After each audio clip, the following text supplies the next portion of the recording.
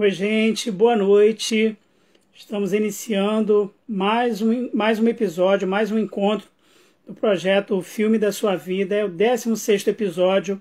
Hoje eu vou conversar com o meu querido amigo, professor, foi meu coordenador na instituição onde trabalhamos juntos, Alzir Furni Marinhos, professor de matemática, escritor, compositor, especialista em história da matemática, sabe tudo quando o tema é a história da matemática. E ele vai trazer para a gente um filme que conta a história de um personagem importante na história da matemática no século XX, vai falar da sua carreira, vai falar do seu livro, e eu vou mandar o convite para ele e a gente começa a conversar. Já está aqui, vou mandar o convite.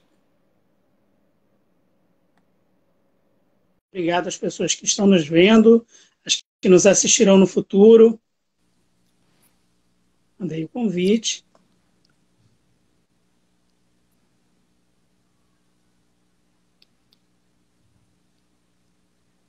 Pessoalzinho, aceitar o convite, a gente divide a tela e começa a conversar.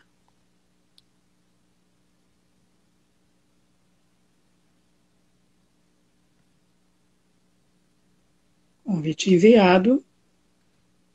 Vamos ver.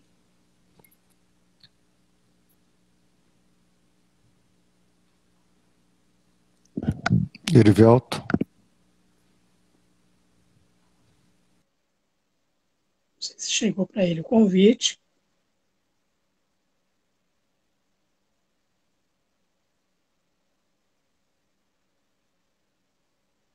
Estou tentando convidá-lo aqui.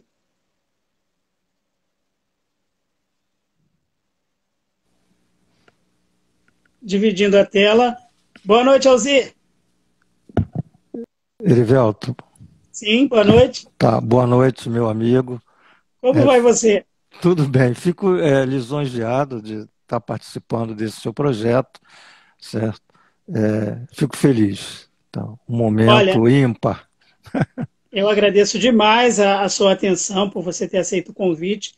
A palavra inicial para essa nossa conversa é déjà vu. Eu tenho a impressão que essa conversa já aconteceu em algum momento, em alguma outra situação. Quero, Certo. agrade... Ok. Quero agradecer a você. Quero agradecer a você pela tua participação. Quero dizer publicamente da minha admiração, da minha amizade por você. Você que é uma pessoa de uma delicadeza, de uma maneira de tratar as pessoas, sempre gentil, sempre atencioso. Eu fico feliz que você tenha aceito. E assim, a gente vai falar, entre outras coisas, de cinema, de matemática e de literatura também, porque você é um professor de matemática que escreve crônicas, escreve histórias, e a gente vai falar sobre isso. Então, abro para suas considerações iniciais, já agradecendo as pessoas que estão nos vendo e as que nos assistirão no futuro. Alzir, a palavra está com você para suas considerações iniciais e depois eu vou te fazer a pergunta que tenho feito aqui aos convidados e convidadas. Então, é um prazer, né, estar fazendo parte desse projeto. É um projeto onde você já teve como candidatos vários professores ilustres, né? E eu, agora, né, você fez o convite e volto a dizer, para mim é motivo de grande satisfação, né, estar participando do seu projeto. Agradecendo a todos que estão nos assistindo e estou à sua disposição para as suas colocações.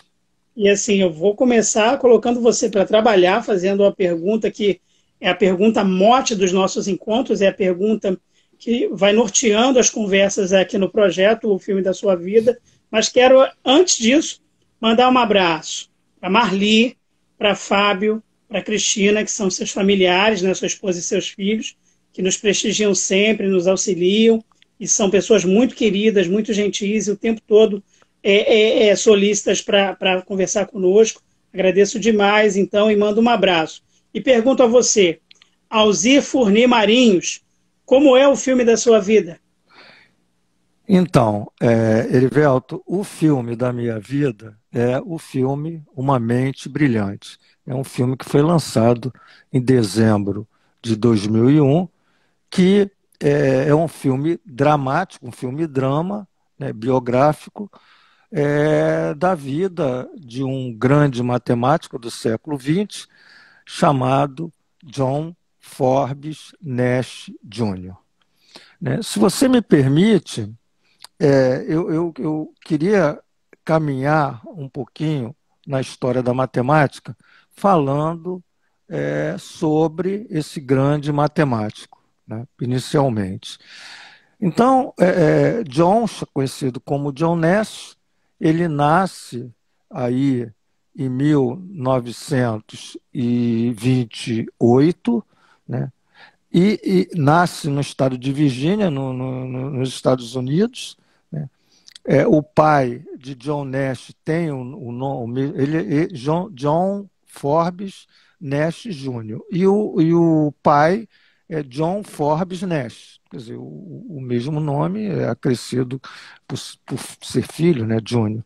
A mãe, né, que é a Margaret, né, a mãe era chamada de Margaret, era professora de inglês e latim, e o pai de John Nash é engenheiro eletrônico, né? O pai de John Nash vai à guerra, a Primeira Guerra Mundial, participa, né? Não como combatente, mas como engenheiro eletrônico. John Nash, nos seus estudos, ele inicia o estudo na pré-escola, hoje, como a gente chama aqui, a pré-escola mesmo, né? Aquele jardim de infância antigo, e faz o fundamental e o ensino médio na sua cidade, né? Ali no estado de Virgínia. Já inicialmente, né,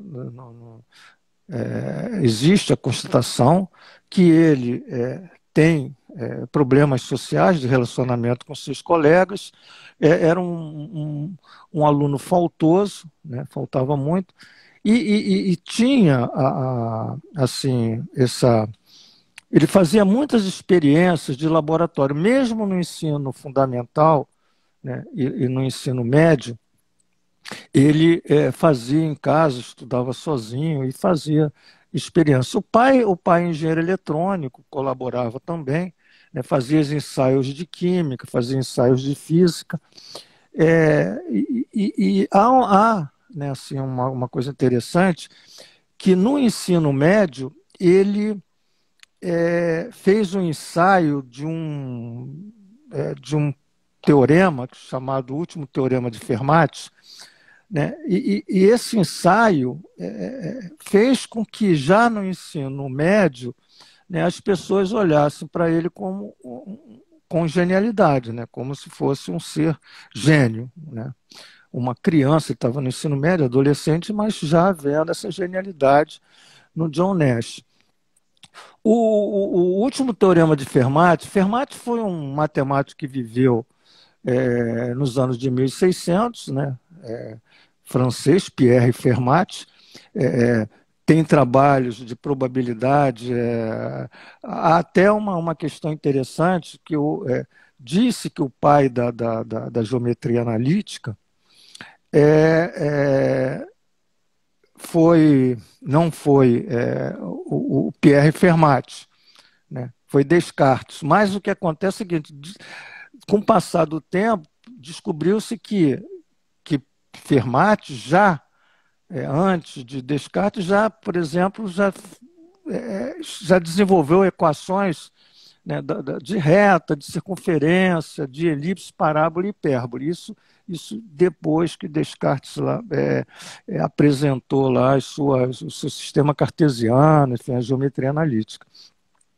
E Fermat, num de seus livros, né, na borda do livro, ele escreve uma equação que é assim um desmembramento do Teorema de Pitágoras. O Teorema de Pitágoras é x ao quadrado mais y ao quadrado igual a z ao quadrado, e Fermat coloca, né, que x elevado a n mais y elevado a n igual a z elevado a n, e esse n sendo maior do que 2, não seria possível encontrar né, x, y, z e n inteiros que satisfizesse essa equação. Esse é o último teorema de Fermat. Então, coloca no rodapé e diz que naquele momento ele não demonstrou, não tinha espaço para demonstrar, enfim.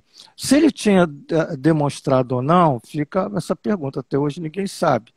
Mas esse teorema não foi demonstrado por ele, e logo a seguir ele morre e fica para a comunidade matemática que vem depois para resolver esse problema. Esse problema é evidente que vários matemáticos foram dando resoluções com valores de n. N igual a 3, é possível, n igual a 5, mas não foi generalizado. Isso foi resolvido agora por um britânico, né? Me parece que é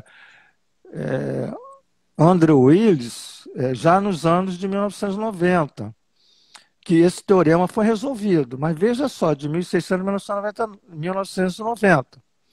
Né? E aí a gente volta para John Nash e veja que lá no ensino médio ele já alinha aí para uma das resoluções, né, de um N, lá um determinado N, do último teorema de Fermat. E ao terminar o ensino médio, né, ele vai para uma universidade ali na sua cidade e ele entra na engenharia química. Né? Talvez por ele fazer experiências, muitas experiências de química que dá-se para fazer experiência, química e física, e ele acabou entrando no curso de engenharia química, mas muito rapidamente ele passa para matemática. Aí também tem uma questão que lá no ensino médio, por que ele passou a gostar de matemática? Né? Ele lê um livro, Homens Matemáticos, né, Men of Mathematics, que aquele livro incentivou, porque a história dos grandes matemáticos, né, desde a Grécia Antiga até o século XVIII, ele lê o livro e se interessa. Né? Inclusive, ele lê o Fermat, ele lê Newton, né? Ele lê Euler, Euler, que foram matemáticos interessantes aí já a partir de 1600, mas também outros matemáticos anteriores. Né? E ele passa a gostar da matemática em função dessa leitura. Isso é colocação dele, né? A biografia dele. E ele vai para a faculdade, como eu disse, ele inicia com engenharia química, mas a seguir, né, no meio do primeiro ano, eu acho que ele nem termina, me parece que ele nem termina um ano, ele muda para matemática. E ele faz, né, o curso de bacharelado em matemática, e quando chega em 1948, veja, ele nasce em 1928, quer dizer, em 48 ele está com 20 anos, ele termina o curso de bacharel em matemática, e pela sua competência concomitante, ele faz o mestrado em ciências. Né? Naquela época, hoje a matemática, mas quem fazia matemática saía com curso superior em ciências e o mestrado também em ciências. Então veja que com 20 anos ele fez o bacharelado e já tinha o mestrado. Bom, então nós estamos em 1948, certo? E ele ganha uma bolsa, né? Na realidade ele ganha uma bolsa numa universidade de Princeton e de Harvard. Como Princeton era mais próximo da sua família, etc., ele preferiu ir para Princeton, né, fazer o doutorado. Né? E há um encaminhamento, né, do diretor da faculdade de matemática que ele tinha feito junto com o mestrado, encaminhando ele para o doutorado com uma carta colocando que ali estava sendo apresentado já um grande gênio, um gênio da matemática. Então ele chega no doutorado e em 2 anos ele faz o curso de doutorado, né? Então, em 1950, ele termina o doutorado com uma dissertação sobre jogos não corporativos, né? Essa dissertação de jogos não corporativos, em 1950, evidente que ele fez muitos trabalhos, veja que nós estamos em 1950, né? Muitas pesquisas, e veio, aquilo culminou no Prêmio Nobel em 1994. Mas tudo se inicia ali na sua tese de doutorado. Ao terminar o doutorado, em 1950, ele vai para a universidade, chamado de MIT, na realidade era o Instituto Tecnológico de Massachusetts, onde ele começa a fazer, né, dar aula e também trabalhar nas pesquisas, né, alinhadas com a sua tese de doutorado, a sua dissertação de doutorado. E aí ele veja que nós estamos aí já em 1950, 1951, e de 1950, né, até 1959, ele trabalha nessa universidade de MIT, né, do Instituto Tecnológico de Massachusetts. E ali, né, ele vai fazendo as suas pesquisas, não só nessa área de jogos matemáticos, de jogos não corporativos, mas como em equações diferenciais parciais, como geometria diferencial, né, criptografia, que é um assunto de codificação e descodificação. Veja que o filme leva, né, aí falando um pouquinho do filme rapidamente, mas o filme leva para uma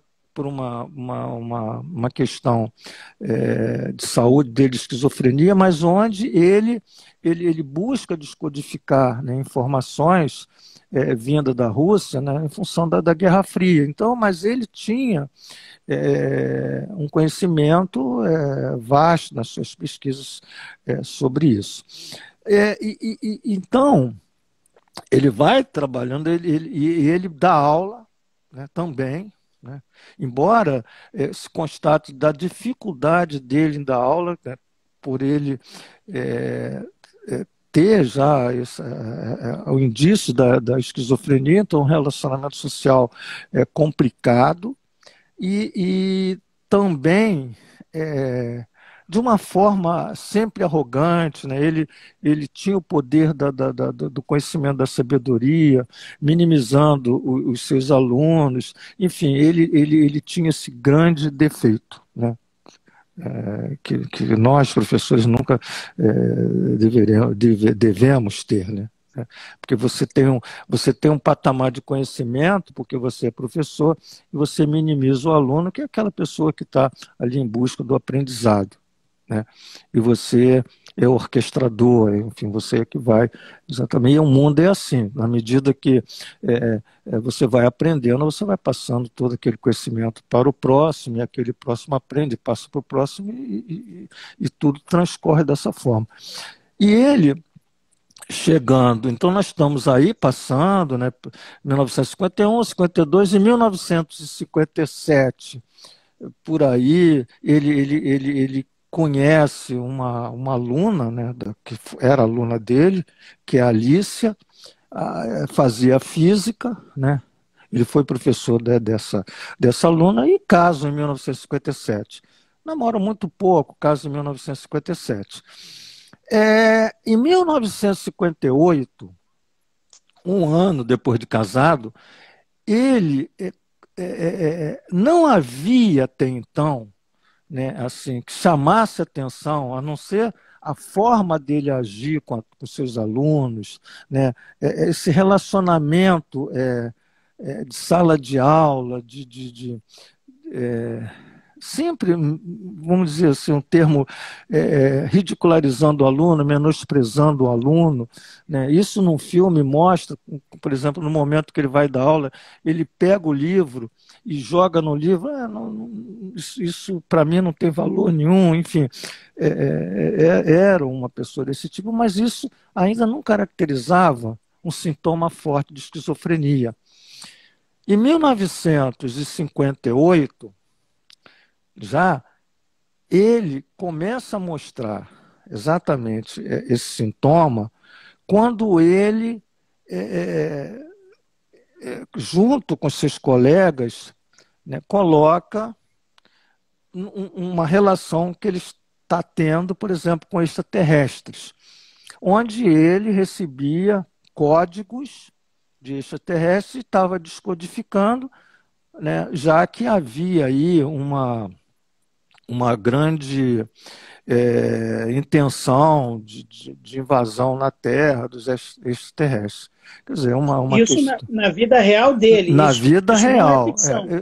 Você ainda não está tratando do Não, filme. nós não estamos tratando do filme. Essa é a vida do John Nash. A vida do Então, John Nash. temperamental, com sintomas de esquizofrenia, que vão se agravando a ponto dele começar a fazer toda uma leitura de estar recebendo códigos de extraterrestres. Exatamente, exatamente. A biografia do John Nash foi escrita por Nasser em 1998, né? E ali, né, tem toda a Sylvia Nasser, e ali tem a vida dele. O filme, veja que ela faz a biografia, ela tem a biografia, esse livro está à venda, inclusive tem traduzido em português. Em 1998. E veja que em 2001, a partir da biografia dele, né, em 2001 é lançado o filme A Mente Brilhante. Embora o filme não relate a verdadeira biografia, né? Mas o filme foi, vamos dizer assim, foi embasado na biografia, né, feita pela uma jornalista americana chamada Sylvia Nasser. Enfim, então, em 1900, e nós estamos em 1958, né, mais ou menos, ele começa a apresentar esses sintomas, né, em palestras, isso não só com os colegas, mas isso começou a ser uma marca dele ali na universidade. A ponto, né, da universidade encaminhá-lo para um hospital psiquiátrico. Havia um hospital, infelizmente, né, muitos gênios, por incrível que pareça, tinham problemas psiquiátricos, né? A gente observa isso em grandes matemáticos. A gente, por exemplo, posso falar de Newton, que foi o pai, por exemplo, do cálculo diferencial integral, e o Newton, no final da sua vida, fica louco, né, por uma questão de não, acho que é uma questão espiritualista, de não entender ou não saber o que vem depois da morte, né, no sentido para onde nós vamos. Então, e veja que era um gênio, mas não soube lidar com a morte, né, no sentido, né, de qual seria, né, o caminhar depois da morte, né. Então,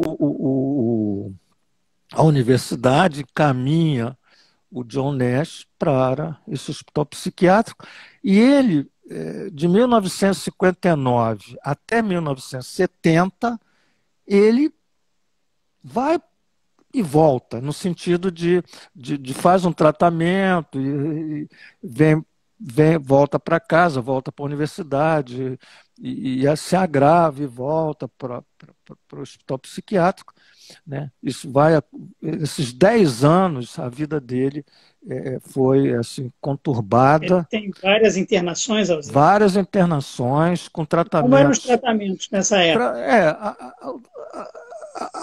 Na época, né, hoje não, mas havia o tratamento real, por exemplo, talvez tenha um nome mais científico, mas era um choque. Choque, inclusive no filme, mostra ele recebendo choques elétricos, né? Que é Nossa. real, quer dizer, na realidade isso é real, né? O doente recebia, além das medicações, né? Além das medicações. E em 1970 ele melhora, mas melhora por conta da necessidade que ele percebe, por exemplo, de não voltar para o hospital, né? De não tomar mais remédio, porque isso influenciava o raciocínio dele. Ele continuou trabalhando, fazia pesquisa, voltava para o hospital, ele não deixou de trabalhar. Uma coisa interessante, John Nash morreu com 86 anos. Ele ainda estava, porque já depois ele voltou, em 1970, ele volta para Princeton, né? Ele estava no MIT, depois ele volta para Princeton e trabalha na Universidade de Princeton até morrer. Veja que ele, com 80 e poucos anos, ele continua fazendo pesquisa. Se você assistir, por exemplo, uma aula, está no YouTube, no final da vida dele, ele já até com dificuldade de falar, de se locomover, que já tinha 80 anos por aí, ele continuava dando as suas palestras, as suas aulas, coisas desse tipo. Uma coisa interessante, por exemplo, ele morreu em 2015. É, é, é, um mês antes, se eu não me engano, ele recebeu um prêmio porque ele fez um trabalho, né, uma pesquisa, ele desenvolveu um trabalho de equações diferenciais parciais, que é matemática. Então, veja, com 86 anos, ele é premiado porque o prêmio Nobel não existe em matemática. Mas houve um prêmio exatamente por uma pesquisa que ele tinha feito ali há pouco tempo sobre equações diferenciais parciais, que era uma linha que ele pesquisava. E ele Então, morreu do que? Z? ele morreu em 2015 num acidente automobilístico, né? Ele vinha exatamente de uma palestra, ele foi receber um prêmio de uma palestra, coisa desse tipo, e de táxi ele morre com a esposa dele, Alice, num acidente fatal, certo? E dessa forma, né, então a gente, para fechar a história dele, ele, enfim, em 1994, ele recebe o prêmio Nobel sobre exatamente a teoria dele, que é a teoria de jogos matemáticos, né? É, e aí, a partir do prêmio Nobel, ele, né, fica ali conhecido. Em 2001, o mundo passa a conhecer mais através do filme, passa a conhecer melhor através do filme A Mente Brilhante, né, que foi lançado e foi um sucesso. Certo? E aí morre em 2015, como a gente já falou. Ele teve no Brasil um ano antes de morrer, em 2014, ele teve em São Paulo, dando uma palestra. Veja que ele morreu com 86, quer dizer, com 85 ou 84 anos, ele teve no Brasil, dando uma palestra sobre exatamente jogos não corporativos. Né? Alzir, O desculpa. equilíbrio de Nash é o tema que se dá à pesquisa dele, né? Enfim, é o equilíbrio de Nash. Vou fazer uma pergunta bem assim de leigo, né? Você falou da tese dele assim, eu queria saber o seguinte: quantas páginas tinha essa tese, se você tem essa informação, e se essa tese ela influenciou a economia, uma tese sobre jogos corporativos, mas se chega a influenciar a economia, a política, que áreas da sociedade essa tese veio a influenciar? Então, a tese dele de doutorado existe, se você buscar no Google, vamos dizer assim, a tese do grande matemático John Nash, você encontra a tese, faz o download, ela tem 23 páginas, me parece, né? Está por aí, 23 folhas. Né? Interessante, eu fiz o download, dei uma folheada na tese dele. É evidente que, infelizmente, não fui capaz de entender, né? Por grandes dificuldades, uma matemática no alto nível, mas ele, vamos dizer assim, na máquina de calcular, né? Nós estamos falando aí 1950, ainda não havia o computador, então foi datilografada. Então é sobre jogos corporativos, e ali, quando você faz uma leitura, é toda matemática. É impressionante, quando a gente fala de jogos não corporativos, ou do equilíbrio de Nash, a gente acha que não é matemática pura, muito baseado, inclusive, em funções matemáticas. Né? Se você olhar lá, você vai ver estudo de integrais, relações de funções, né, equações diferenciais. Há uma matemática assim, de um nível muito elevado, né, na sua tese, comprovando esse princípio, que é o chamado princípio do equilíbrio de Nash, que contradiz um grande matemático que viveu nos anos de 1600, que fugiu o nome agora desse matemático, que esse matemático ele usava, né, exatamente essa teoria de jogos, mas o John Nash contradiz a teoria dele. Né? Seria Adam Smith? Adam Smith, perfeito. Adam Smith, fugiu o nome. Adam Smith vive aí em torno de 1600, ou melhor, 1700 e pouco.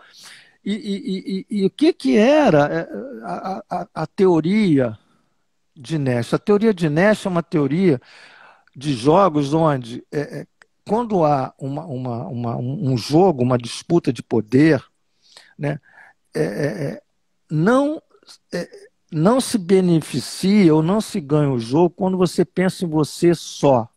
Né? Você joga para você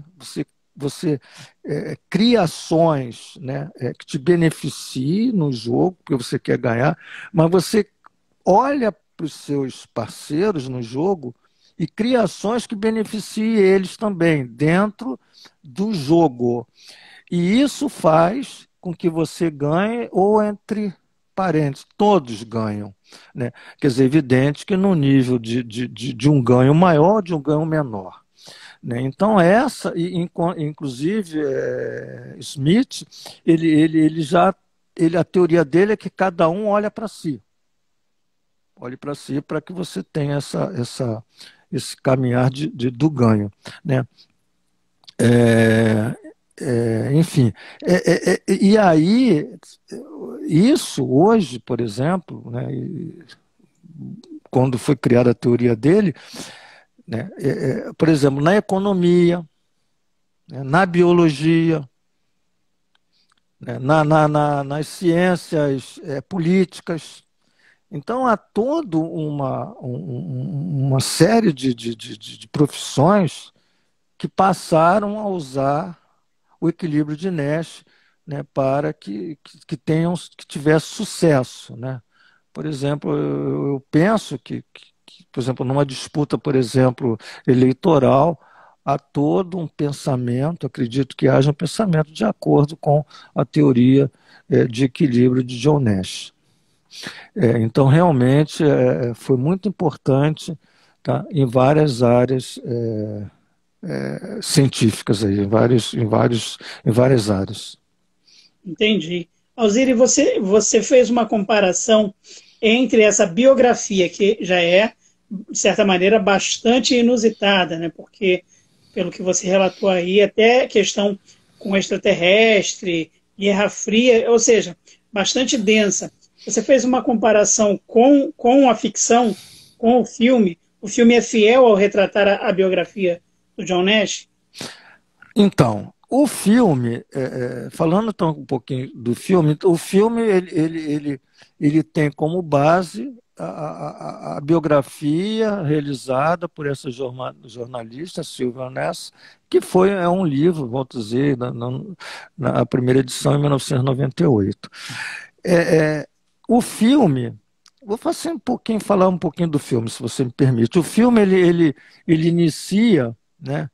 O filme ele tem como ator principal representando John Nash o Russell Crowe e tem a Alicia, que é a Jennifer Connelly, né? Quer dizer, são atores que representam, enfim, tanto o John Nash como a sua esposa, depois esposa, a Alicia, né? E esse filme, ele inicia no encontro daqueles professores que iam fazer o doutorado, o coordenador do doutorado recebe, né? Logo inicia como um elemento ali imaginário, né? Me parece que era Charles o nome dessa pessoa, né? Depois surge como imaginário também uma criança, Nancy, né? E aquele soviético, ou melhor, aquele soviético não, aquela pessoa, por exemplo, que está muito mais assim ligada aos americanos, né, e leva ele para exatamente para aqueles momentos ali de encontros com os militares. Eu não sei se é Thompson, fugiu bem o nome daquele imaginário. Foram três imaginários que foram apresentados no filme, que não são reais. Então, só para dizer que aqueles imaginários não foram verdadeiros. Né? Ele disse que não teve nenhum imaginário, por exemplo, daquele tipo.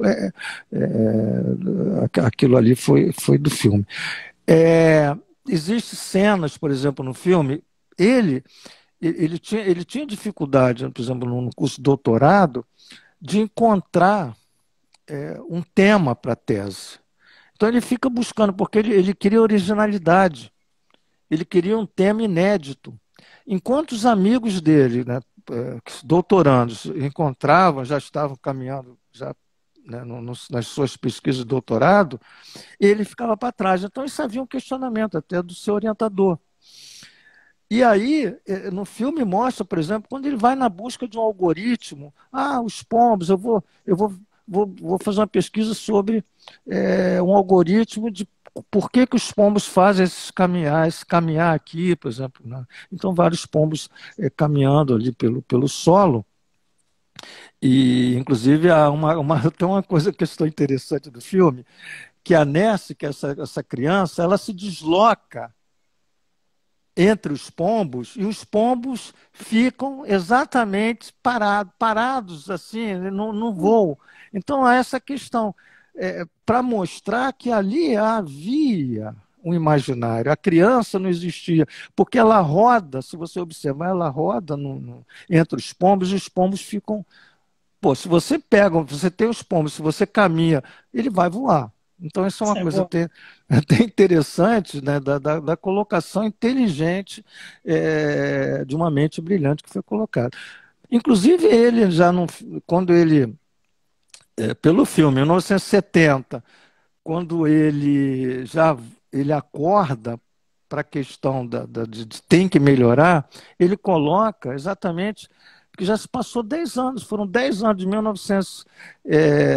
de 1959 a 1970. Então, ele tinha contato com a Ness, era essa criança. Ele dizia assim, pô, mas caramba, ela não muda, ela não cresce.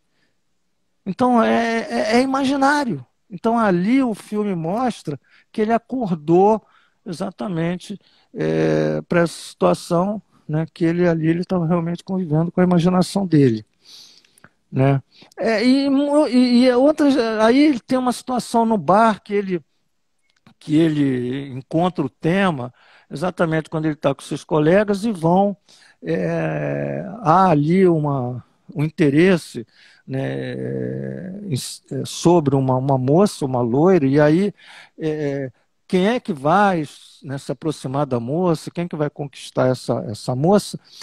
E ele aí cria uma situação que é exatamente a situação que contrariava o Adam Smith, esse economista, economia, né, o que tinha lá feito a teoria dos jogos lá nos anos 1700, e ele coloca, sei qual é o meu tema, né, agora, a partir de agora, da minha tese de doutorado. Isso não foi verdadeiro, segundo ele.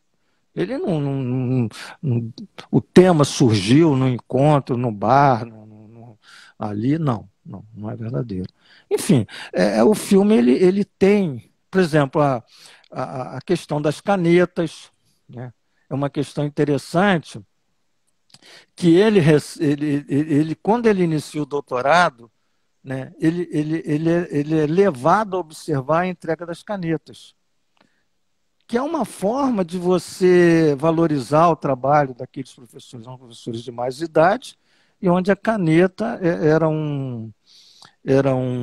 simbolizava, né, toda aquela consideração, aquele respeito ao trabalho. E quando ele já estava lá, no final da vida dele, ele é levado para receber as canetas. Isso também não foi verdadeiro. É verdade, sim, existe esse procedimento em algumas culturas, mas aquilo não ocorreu com ele. Assim também como não ocorreu com ele, a fala dele, né, no dia do recebimento do Prêmio Nobel, que ele fala para a esposa, agradece, etc.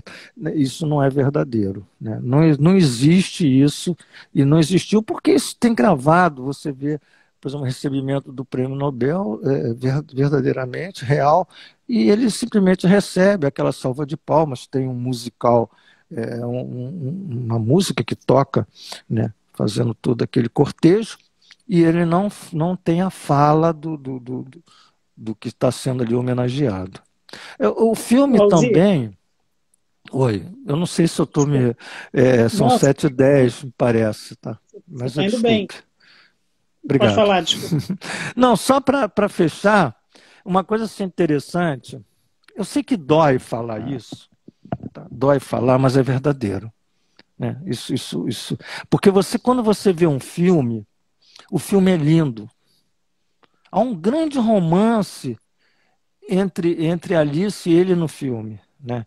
Por exemplo, eu fico cenas do filme que eu olho, porque o filme quando eu vi várias vezes o filme. Então, toda vez que eu vejo essas cenas, eu me emociono no sentido da beleza, né, por exemplo, quando ele entra na sala de aula, num determinado momento, e ele inicia que ele vai dar aula com arrogância, ele joga o livro, tá? Vocês não deveriam estar aqui, não tem valor nenhum essa aula, coisa desse tipo. A sala estava no segundo pavimento e no primeiro no térreo embaixo do primeiro pavimento havia ali algumas pessoas fazendo um determinado serviço, um barulho.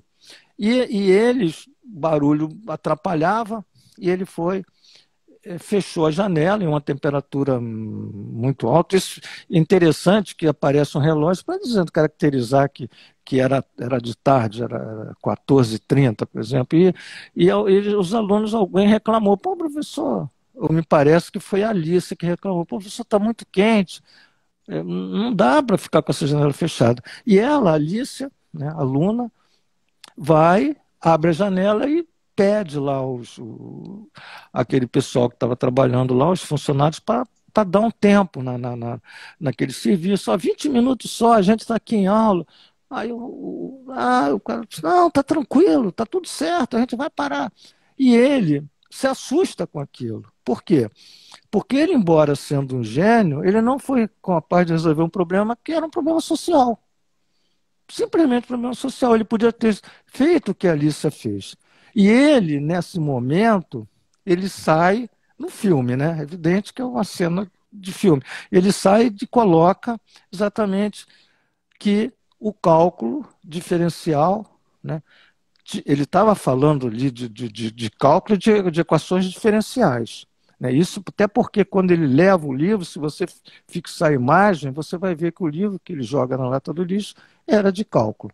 Então ele coloca, o cálculo, equações diferenciais exigem, tem várias variáveis, e quando se tem várias variáveis, você tem várias soluções, né? Vários caminhos de resoluções. Quer dizer, no sentido que ali tinha várias soluções. A dele não foi a boa foi da Ele não Alice foi. que resolveu o problema. Mas, enfim, o filme é, é, é assim. Então, e falando, então, ele casa com a Alice, fica um ano e quase 2 anos casados. Quando ele é internado, ele já tem, o filho dele nasce, né? E uma coisa interessante que o filme não coloca, ele antes de casar, ele teve um filho.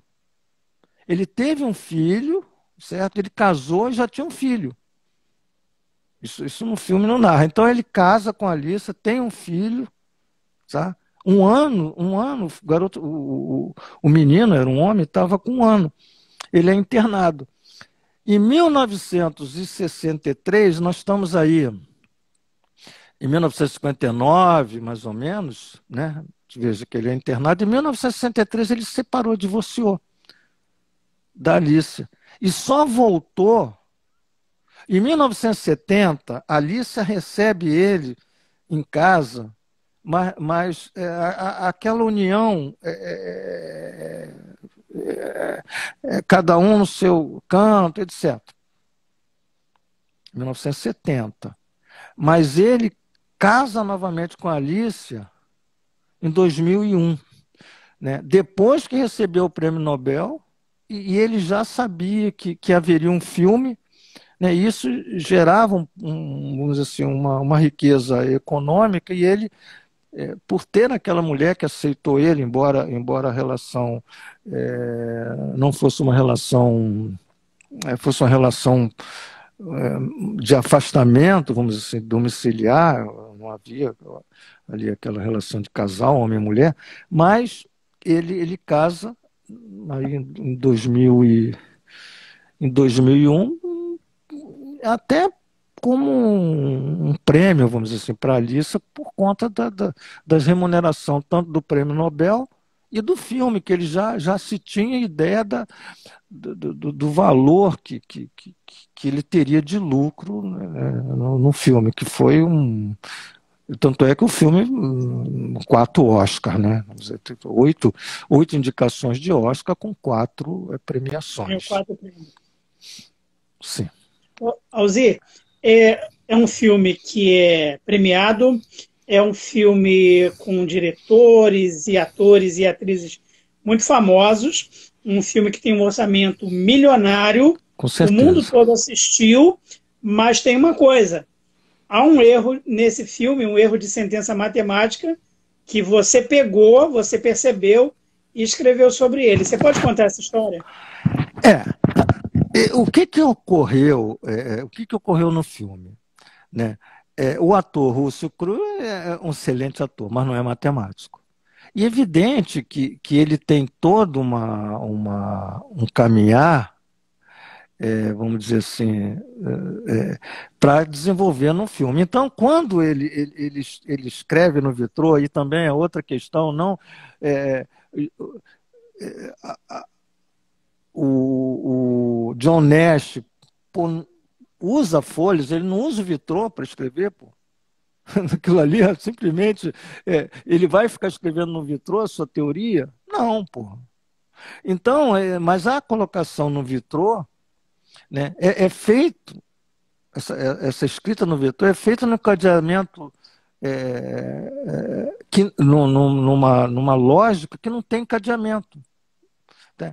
Então, existem ali símbolos matemáticos sem nenhum encadeamento lógico-matemático. Entendeu? Por quê? Porque ele, como ator, né, ele sabia que ele tinha que escrever alguns símbolos que foi apresentado para ele, e ele escreve muito rápido, de forma desorganizada. Então, se você pegar o filme, que é de matemática, e fixar a tela, que é difícil, quando você, né, ninguém assiste um filme e agora eu vou fixar e vou ficar olhando para a tela fixa. Quer dizer, mas se você, quando estiver no vitrô, você fixar a tela e fizer uma leitura, você vai observar que os símbolos foram colocados, inclusive, com coisas para cima, para baixo, enfim. E há representações interessantes, que são representações de intervalo. Né? Quem é de matemática sabe o que significa intervalo. Né? Um intervalo numérico representa uma porção da reta numérica, da reta real. Então, por exemplo, quando você tem toda a reta real, que vai de menos infinito a mais infinito, que surge lá vários intervalos, esse intervalo de menos infinito a mais infinito, ele é aberto. No sentido, o intervalo ele é feito por símbolos, né? onde você coloca, né, o símbolo aberto para cá, né, o cochete, né, o cochete aberto para fora, né, evidente, e o cochete para fora. E ele coloca o cochete para dentro. Então não existe, eu estou dando um exemplo lá, não existe, né, quando você tem o menos infinito mais infinito, o cochete fechado para dentro. É uma representação simbólica, matemática da construção da representação de intervalo. Entendeu?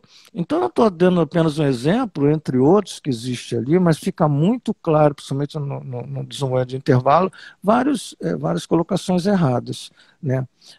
Que não minimiza o filme, é evidente, mas eu tive a Acho que curiosidade. você ficou atento e E aí aí escreveu um artigo sobre isso, né? escrevemos um artigo e alguns sites aproveitaram aquilo, colocando exatamente sobre o não desencadeamento lógico-matemático na escrita de John Nash no vitrô do filme Uma Mente Brilhante. Né? Mas por acaso, vamos dizer assim. Agora, falando em escrever, Elzi, você recentemente lançou um livro, né? Sim. Sim, Qual é o título do livro? O livro, eu estou até aqui com o livro, embora me pareça que a leitura sai, né? Não sai nem isso como está, na forma A gente invertida. vê a imagem, né? Mas a imagem você até vê. Mas o livro é reflexo da vida de um professor de matemática, narrativas de experiência na sala de aula e na vivência do dia a dia. Então é um livro que a gente lançou no ano passado, em 2020, né? Embora ele conste aqui 2021, mas a gente lançou esse livro no final de 2020, entendeu?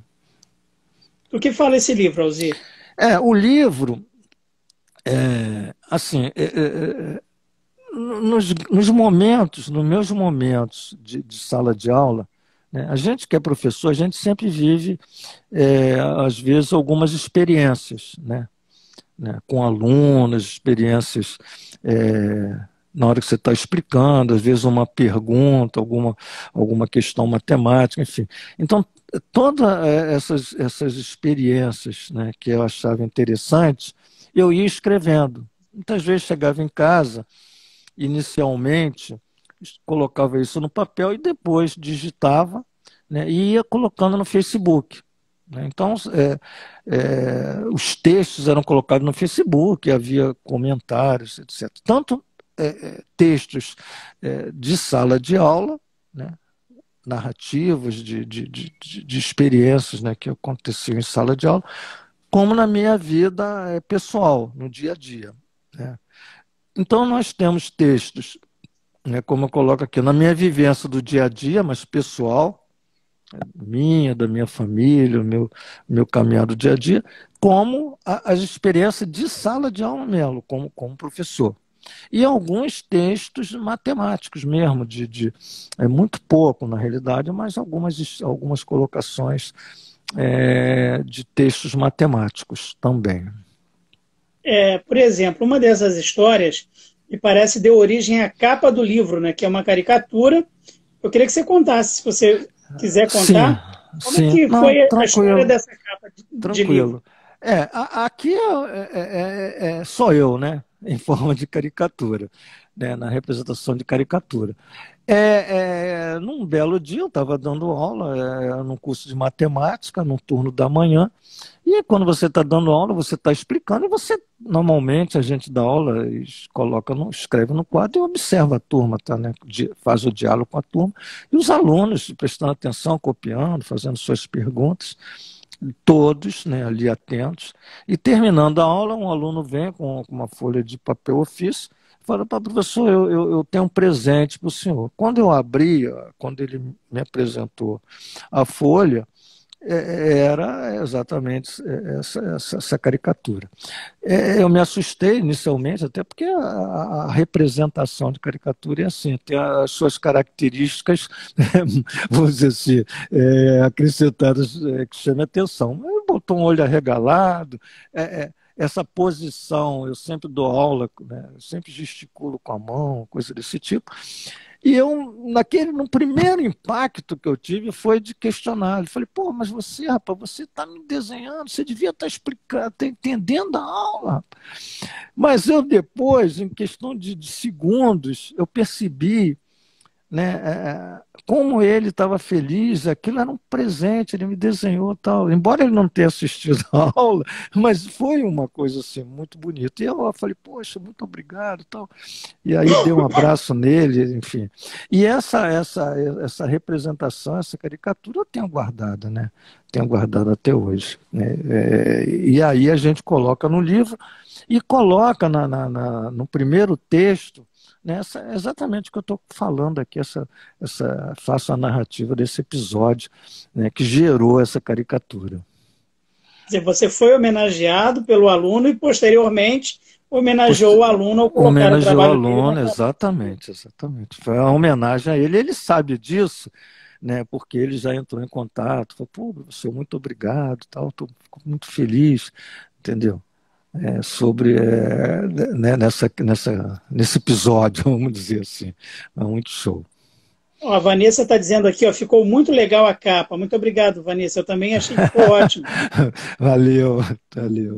Estou vendo por Isso é aqui. uma lição de vida, é uma lição para todo mundo que quer abraçar o magistério, essa interação com o aluno, esse respeito, esse refletir sobre a própria prática que você teve numa fração de segundos em sala de aula e que gerou uma história tão bonita de aprendizado e de afeto entre professor e aluno. Parabéns, Perfeito, exato. Realmente incrível. Agora, eu sei que você também é compositor, né? Erivelto, e aí, quando você diz para mim que você é compositor, eu vou dizer que você é meu grande parceiro nessas composições. Então, não sou eu o compositor, né?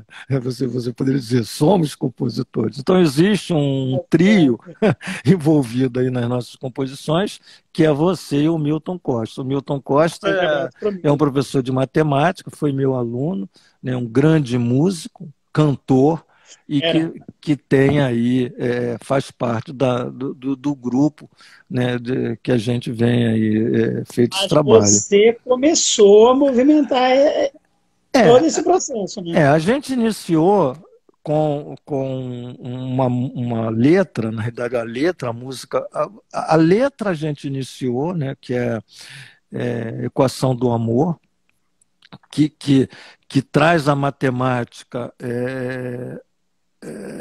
como expressão, né, volto a dizer, de uma relação de amor, numa questão amorosa, onde eu trago a matemática, os termos matemáticos. Isso acontece com a grande música do Tom Jobim, Aulas de Matemática, né? Também ele tem. E aí eu acho que eu me espelhei nisso, né? Evidente que a letra é totalmente diferente, a música é diferente, mas aí a gente acaba fazendo isso. E você alinha, né, poeticamente essa letra, e o Milton Costa faz a música, né, e canta a música. Então, Equação do Amor. As outras, a Garota de Bangu tem aqui no livro, na realidade, a Garota de Bangu, a partir da narrativa de uma história de amor entre eu e minha mulher, minha atual esposa, né, de namoro. A minha esposa era de Bangu, foi minha aluna, né? Eu me apaixonei pela minha esposa, sou apaixonado até hoje. É, enfim, tem todo no livro, tem toda uma história como foi, é, surgiu, né, esse encontro, não na escola, foi depois ela já tinha terminado o ensino médio, houve um encontro entre nós e aí a gente começa a namorar. E aí tem todo esse caminhar nessa narrativa e a gente traz isso para a música, né, Garota de Bangu, né, que é, eu estou dizendo, dedicação à minha esposa, Marli. Na música, na realidade é Malu, né, Garota de Bangu não é Malu, mas por conta de quê? Era muito difícil casar, você faz parte disso, você casar Malu, Marli com Bangu, com Xabu, com Tabu. Então, nessa relação de versos, tinha que ser, não, Marli não dava. Então, a gente resolveu colocar Malu, Bangu, Tabu, Xabu, entendeu? Angu, que tem todas essas palavras na nossa música, e aí ficou Malu. Houve algum questionamento da família, por que tu não botou Marli? Eu falei assim, não, mas tem Tem que que, explicar tem que casar, tem toda uma relação tem a métrica do verso. silábica, métrica, e aí cabe a você que é poeta dizer isso pra gente. Mas é muito interessante. Enfim, e aí surge uma outra também, outra música, que é Rosinha e Jorjão, né? Que é um fato real, certo?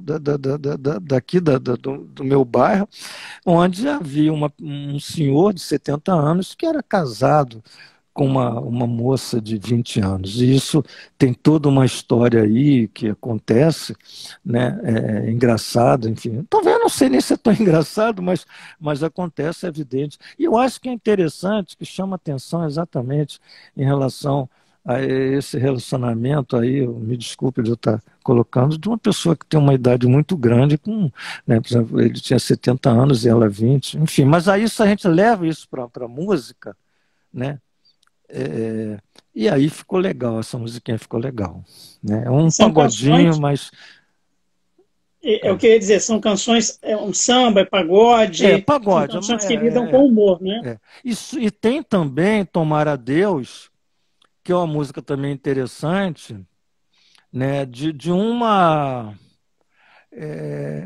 relacionamento entre a mulher. Essa letra é sua, né? Como eu digo sempre para você, eu não tive muita participação, né, nessa letra, né? Mas a letra é sua e a música é de Milton Costa. Mas muito interessante também é Tomar a Deus, que tem também essa história de uma relação entre homem e mulher, e na busca, né, do reencontro, coisas assim interessantes, né? E Legal. Garota de Bangu, Equação do Amor estão no YouTube. As No pessoas podem YouTube, ouvir Equação no do YouTube. Amor. A gente tem que colocar as outras músicas no YouTube, mas Garota de Bangu, se você buscar no YouTube, você vai encontrar.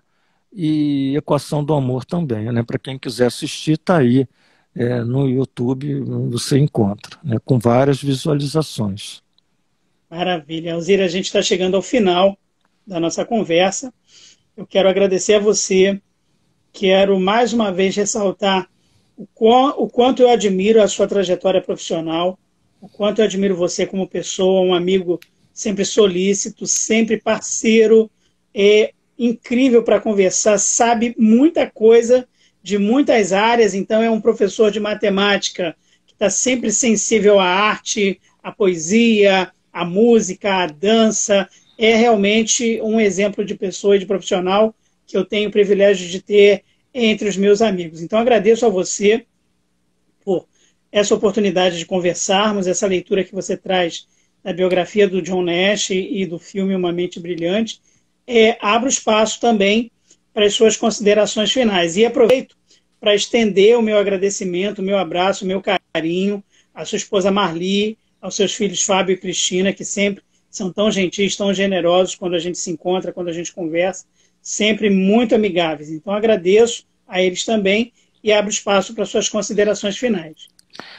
Então, volto a dizer, né, a satisfação de estar no seu projeto, lisonjeado, né, a gente trabalhou junto, você é um professor, doutor, competente, ético, respeitador, né, poeta, né, um grande poeta, escritor. Então, eu vejo para você e me espelho em você, né, no sentido de que você realmente é uma pessoa, né, que tem muitas qualidades e tem que ser espelhado. Então, para mim, volto a dizer, foi um momento ímpar, né, da gente poder conversar. E espero né, a gente tenha produzido algum conhecimento da vida de John Nash, a gente tenha aí enriquecido, né, para quem está assistindo e para no futuro, né, se o vídeo entrar em registro, né, for registrado e as pessoas possam ver, espero que tenha aí que possa estar colaborando aí com o aprendizado da história da matemática. Para quem está participando, né, algumas pessoas estão participando, quero agradecer, né, e agradecer também a minha família, a sua família também, porque é um momento que a gente se isola né, e a gente tem aí né, o amparo da família, enfim, nesses momentos que a gente aqui se fecha para esses assuntos, né, para esses estudos. Então, agradecer, né, a Marli também, que é minha esposa, agradecer aos meus filhos, agradecer a você, a sua família, certo? E espero que né, a gente tenha conseguido aí o objetivo do seu projeto. Maravilhoso, Alzir. Muito obrigado. A sua delicadeza realmente é ímpar, né? Esse cuidado, essa atenção, eu só tenho realmente a agradecer a você. Aproveito ainda a sua presença para agradecer as pessoas que estão nos vendo e nos verão no futuro, e aproveito para convidar a todos e todas que na próxima segunda-feira eu vou conversar com a professora Tereza Salgado, da UFRJ. Ela vai falar sobre o filme A Rosa Púrpura do Cairo, do Woody Allen. Vai falar da carreira dela como professora, suas pesquisas, vai falar um pouco de literaturas africanas em língua portuguesa. Então, aproveito a nossa audiência para convidar a todos e todas a que assistam mais um episódio do projeto O Filme da Sua Vida. Alzir, muito obrigado, fica com Deus e até a próxima. Até a próxima. Obrigado. Grande abraço. Grande abraço. Fica bem. Tchau, tchau. Tchau, tchau.